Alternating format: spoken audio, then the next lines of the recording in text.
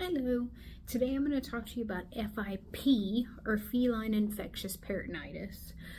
This is an infection that is seen in quite a few cats, and up until recently was almost always a concern for a death sentence for cats.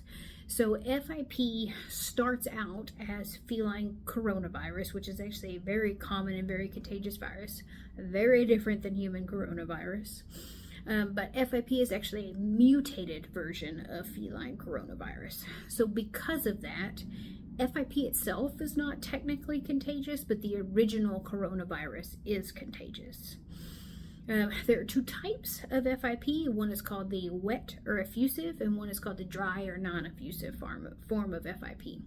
The wet form is typically seen with fluid buildup in the belly or in the chest. You get a lot of cats with this that are coughing and having vomiting, diarrhea, things like that. The dry form, you typically see what are called granulomatous plaques, or little white spots on your organs that can be seen on ultrasound, but you can get a lot of similar clinical signs. You can get the vomiting, diarrhea, weight loss, inappetence, and whatnot. There is also a form of FIP that kind of fits under both of those. It's called the neurologic or ocular form. It's where they'll get some changes to their eyes. They'll get ataxic or stumbly. Those cats usually are still eating kind of okay, but they're having a hard time seeing. They're having a hard time walking and whatnot.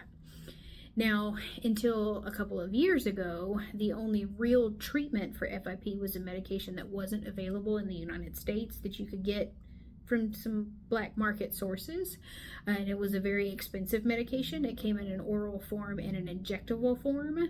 The problem with those is the injectable form was incredibly painful. It was a little bit acidic or basic. I don't remember which one, to be honest with you. You had to treat for an extended period of time. A lot of times the treatment window was in the 82 to 85 day realm.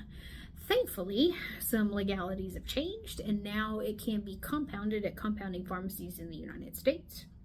So it used to be several $1,000s to treat FIP.